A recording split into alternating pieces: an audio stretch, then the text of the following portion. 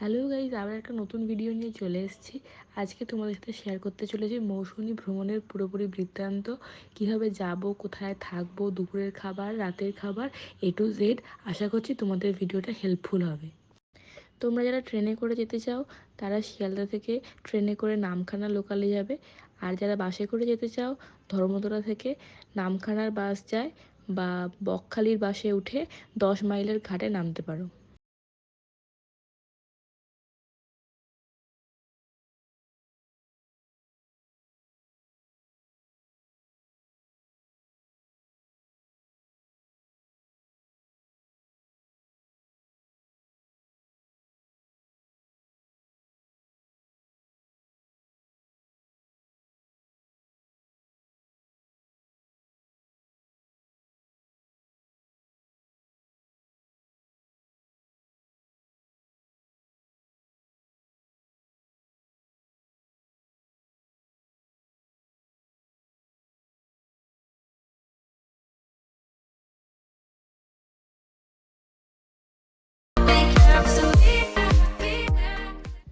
আমরা গিয়েছিলাম ট্রেনে করে।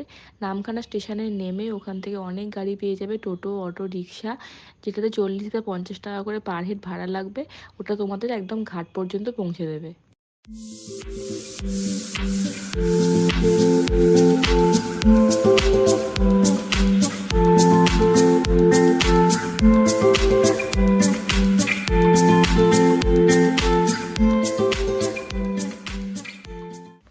নামখানা স্টেশন থেকে টোটোতে করে ঘাট পর্যন্ত যেতে 45 মিনিট মতো সময় লাগবে।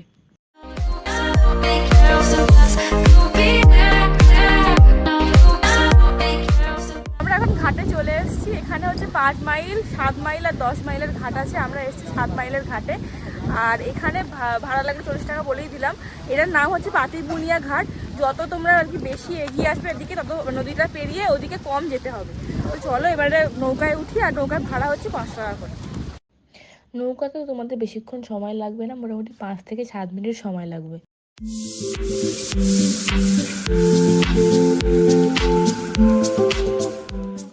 নৌকা থেকে নেমে মৌসুনী আইল্যান্ড পৌঁছানোর জন্য আবার টোটোতে উঠতে হবে, যেটাতে ভাড়া লেগেছিল পার হেড 30 টাকা করে। আর এখানে 12:30 থেকে 2টো পর্যন্ত নৌকা বন্ধ থাকে। মাঝে স্পেশাল কিছু নৌকা চলে, সেগুলোতে একটু বেশি ভাড়া 10 টাকা 20 টাকা করে নেয়। আর এখন এখান থেকে যাচ্ছি আনন্দধারা রিসর্টে। আর সময় লাগবে 10 থেকে 15 মিনিট। এখানে পরপর লাইন ধরে অনেক রিসর্ট আছে। আমরা ছিলাম আনন্দধারা প্রজেক্ট।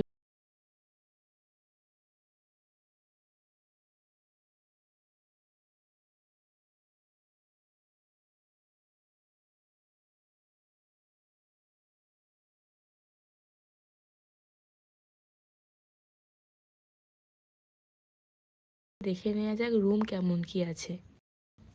এখানে টেন্ট থেকে শুরু করে AC room, non AC room, মাড house, special tent সব কিছুই আছে। এখানে এলেই তোমরা পেয়ে যাবে ওয়েলকাম ড্রিঙ্কসে ডাবের জল। চলো এবার আশেপাশের পরিবেশটা ঘুরে দেখা যাক। এই প্রজেক্টের চারিদিকটা ঘর আছে, মাড হাউস আছে, এমনি রুম আছে, আর মাঝে হচ্ছে খাওয়ার জায়গা। আর সমুদ্রের একদম সামনেই আছে টেন্ট। আর একটা কথা বলে রাখা ভালো, যদি তোমরা টেন্ট নাও তাহলে কমন বাথরুম ইউজ করতে হবে। আর যদি তোমরা রুম নাও তাহলে নিজেদের পার্সোনাল বাথরুম পেয়ে যাবে। আমরা দুপুরের লাঞ্চের জন্য বসে পড়েছি। চলো এবার দেখে নেওয়া যাক লাঞ্চে কী কী আছে।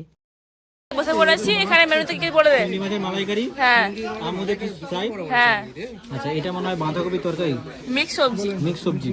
এটা আলু ভাজা, এটা ভাত ডাল, আর এটা হচ্ছে কাতলা মাছের তরকারি। হ্যাঁ, আর এটা কিছু বলতে হবে না, লেবু এখন শসা। এখানে কাঁচা লঙ্কা আর নুনও আছে। চলো সবাই স্টার্ট করা যাক এবার। সমুদ্রের ধারেই এখানে অনেক চেয়ার টেবিল রাখা আছে, যেখানে বসে তোমরা সমুদ্রের এই সুন্দর দৃশ্য অনুভব করতে পারবে।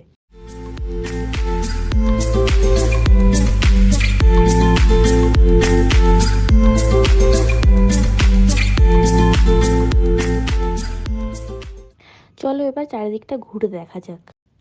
এখানে সমুদ্রের ধারেই 2-3টে দোলনা করা আছে, যেখানে বাচ্চা বড় সবাই মজা করতে পারবে। দুপুরবেলা লাঞ্চের পরে আমরা চলে গিয়েছিলাম চারিপাশটা ঘুরে দেখার জন্য। প্রথমে আমরা চলে গিয়েছিলাম ম্যানগ্রোভ অরণ্য দেখার জন্য। আনন্দধারা ক্যাম্প থেকে ম্যানগ্রোভ অরণ্য দেখতে আসার জন্য মোটামুটি হেঁটে 5-7 মিনিট সময় লেগেছিল।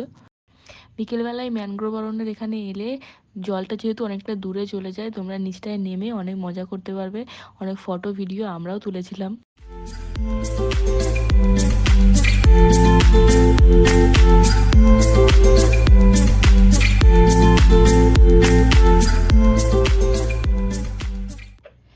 এবার আমরা চলে এসেছিলাম সমুদ্রের কাছে নামার জন্য, কিন্তু বিকেলে জলটা অনেকটাই কাছে চলে এসেছিলো। তোমরা চেষ্টা করবে সকালের দিকে সমুদ্রে নামার জন্য, কারণ জলটা তখন তখন অনেকটা দূরে থাকে। আর সমুদ্রের ধারে এরকম জায়গায় জায়গায় অনেক বাঁশ দিয়ে সিঁড়ি করা আছে, যেটা দিয়ে তোমরা নেমে সমুদ্রের কাছে যেতে পারবে। আর সব রিসর্টেই এরকম একটা করে করা আছে। বিকেলে স্ন্যাক্সে ছিল মুড়ি আর ভেজ পাকোড়া আর সঙ্গে চা।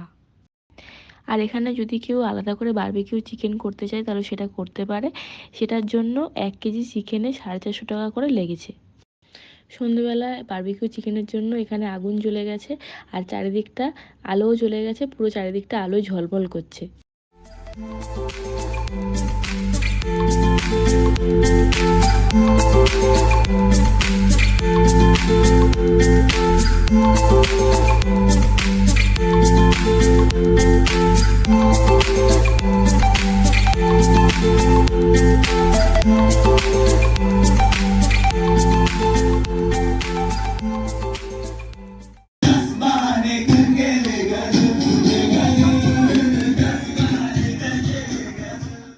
সন্ধেবেলা সমুদ্রের ধারে বসতে তোমাদের খুবই ভালো লাগবে।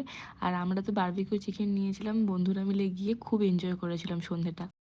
আর সন্ধেবেলা এখানে গান চালানোর ব্যবস্থা আছে, তোমরা চাইলে নিজেদের ফোন থেকেও গান চালাতে পারো।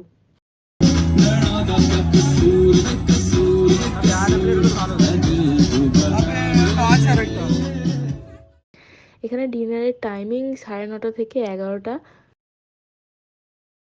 রাতে ডিনার সেরে আমরা ঘুমিয়ে পড়েছিলাম। আমাদের এখানে থাকা খাওয়া সব মিলিয়ে পার হেড লেগেছিল 1100 টাকা করে। আর যাতায়াত নিয়ে পার হেড 1500 টাকার মতো লাগবে। তো তোমরা চাইলেই একদিনের জন্য ঘুরে আসতে পারো মৌসুনি আইল্যান্ড থেকে। আর এখানে টেন্ট, মাড হাউস, এমনি রুমের কেমন কি ভাড়া আছে সেটা আমি স্ক্রিনে দিয়ে দেবো। পরের দিন সকালে ব্রেকফাস্টে ছিল লুচি, ঘুগনি, ডিম সেদ্ধ আর মিষ্টি।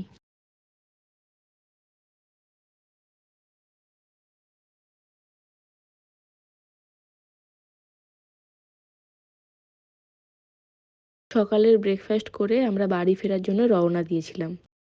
আনন্দধারা রিসর্টের সমস্ত ডিটেলস আমি ডেসক্রিপশন বক্সে দিয়ে দেবো। তোমরা যদি যোগাযোগ করতে চাও ওখানে ফোন নাম্বারও দেওয়া থাকবে। তোমরা যদি কেউ বাইক নিয়ে যেতে চাও সেটাও যেতে পারো। বাইক একদম মৌসুনি আইল্যান্ড পর্যন্ত চলে যাবে। আর 4 চাকা নিয়ে গেলে ওটা নদীর এপারে পার্কিং করে যেতে হবে। বাইক সমেত নৌকাতে তুললে, মানে যে আর কি বাইক চালক, তাকে নিয়ে 30 টাকা ভাড়া। মৌসুনি আইল্যান্ডের সমস্ত রিসর্টই কিন্তু কাপেল ফ্রেন্ডলি, তাই তোমরা চাইলে নির্ভাবনায় এখানে সময় কাটাতে আসতে পারো। আর সবশেষে বলে রাখি, এখানে রান্নাবান্না কিন্তু খুবই ভালো। আমাদের তো খুব ভালো লেগেছিল, আর বন্ধুরা সবাই মিলে আমরা খুব এনজয়ও করেছিলাম। তোমরা যদি যাও আর আমার ভিডিওটা যদি তোমাদের কাজে লেগে থাকে অবশ্যই কমেন্ট করে জানিও। ভিডিওটা ভালো লাগলে like, comment, share and subscribe করতে ভুলো না। আজকের মতো টাটা।